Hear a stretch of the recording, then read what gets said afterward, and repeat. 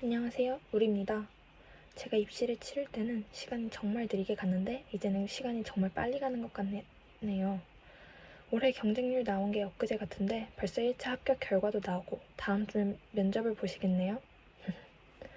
모두들 입시로 고민이 많을 때인 것 같아서 이 영상을 찍게 되었어요.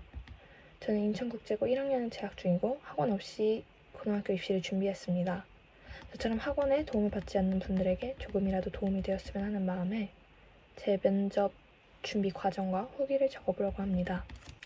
먼저 지원 동기에 대해 말씀드리고 싶은데요. 제가 처음 특목고에 관심을 가지게 된 계기는 초등학교 6학년 때 수능 만점자분의 책을 읽으면서였습니다. 이 수능 만점자분이 외고를 나오셨었는데 이 책을 읽으면서 저는 특목고라는 학교에 대해 처음 알게 되었어요.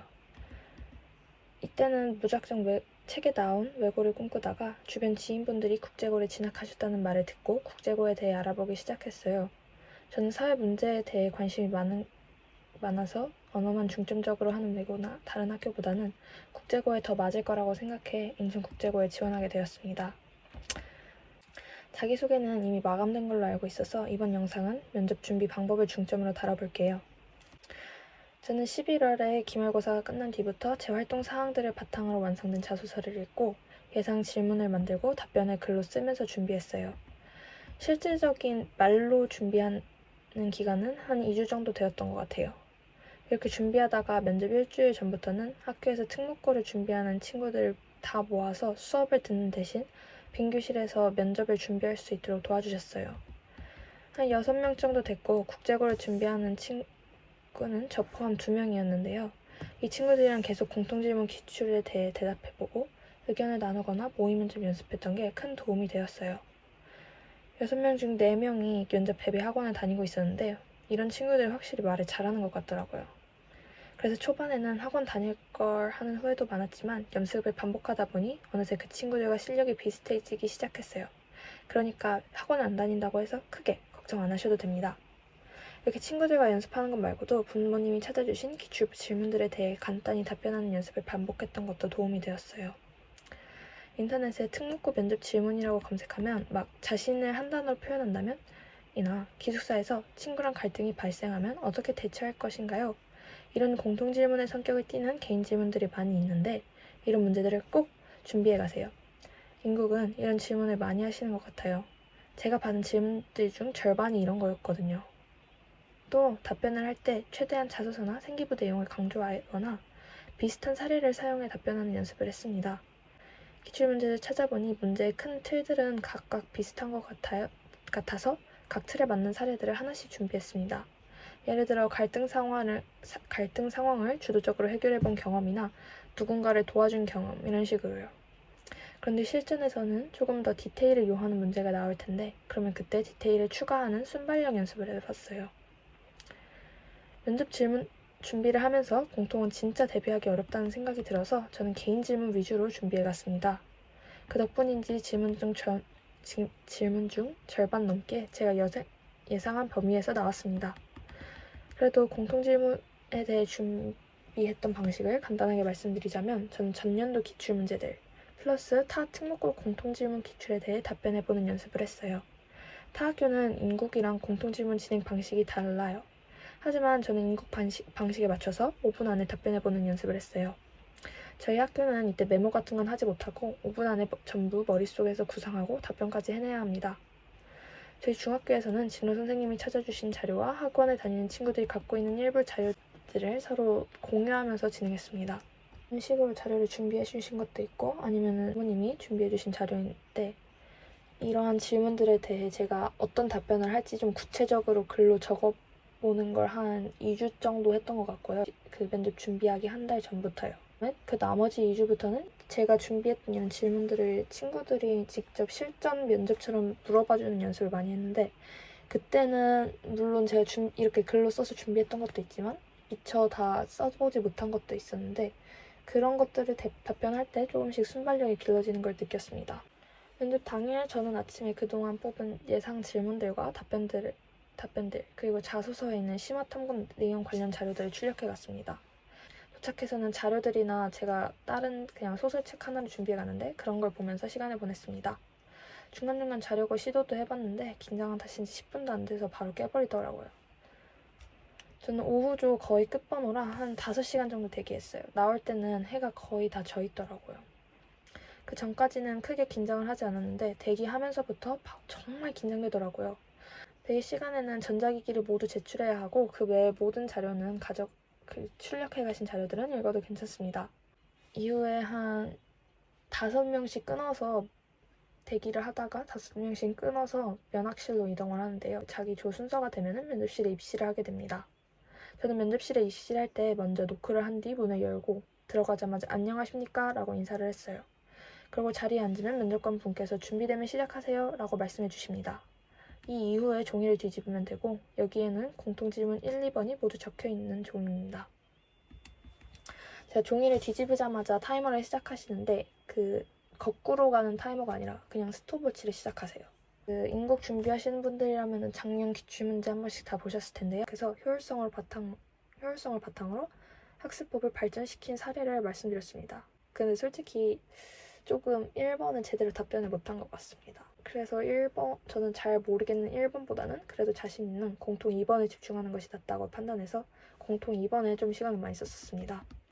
저는 공감 없는 배려라고 답한 뒤에 공감을 통해 친구를 도와준 경험에 대해 답변했습니다.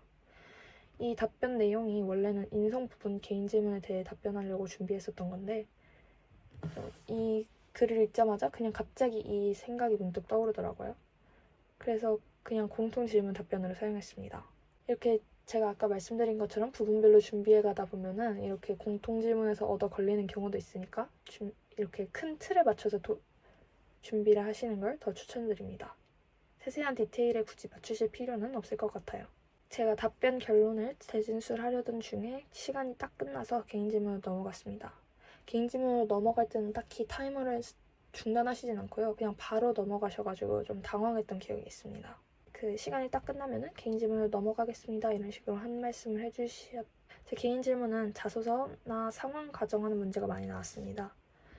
상황 가정하는 문제라고 하면은 제가 아까 말씀드렸던 것 같이 만약에 기숙사에서 갈등이 발생하면 어떻게 할 것인가 이런 질문이었는데요.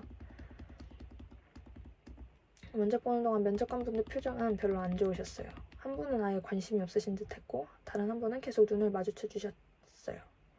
그리고 나머지 한 분은 살짝 봐주셨다가 안 봐주셨다가 이런 식으로 한 중간 정도였던 것 같아요. 제가 받았던 그 개인 질문들에 대해 조금 이제 말씀을 드리도록 해볼게요. 첫 번째 질문은 자소서에서 나온 공부법을 하는 과정에서 자소서에 제가 자기주도 학습 방법 그 칸에 어떤 공부법에 대해서 썼는데요. 그 공부법을 할 때 책을 바탕으로 한다고 썼었어요. 그 과정에서 읽었던 책에 대해 질문해 주셨습니다. 그렇지만 그래도 이 질문이 그래서 꼭 면접에 나올 것 같다 해서 준비를 해갔었는데 이게 다행히도 첫 번째 질문으로 나와서 이때는 별로 당황하지 않고 잘 대답할 수 있었던 것 같아요. 일단 세 번째는 이 학교가 왜 널 뽑아야 하는지에 대해 말해봐라. 저는 그냥 간절하다 중학교 때, 초등학교 때부터 되게 관심을 가지고 이 학교를 열심히 준비해왔다. 그리고 기숙사에서 도둑질하는 애가 있다면 어떻게 대처할 것인가.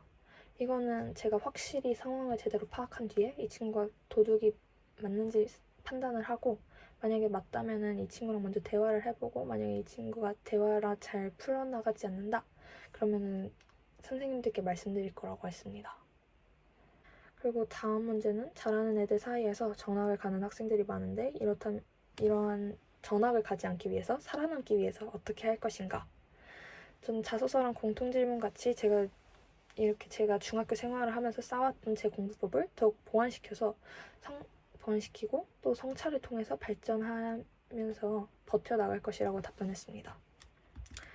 그리고 제가 자소서에 인성 관련으로 쓴 게 좀 리더십을 발휘했던 거랑 이런 경험을 토대로 제가 느낀 리더십이 어떻게 변화했는지 이런 거에 대해서 썼는데요.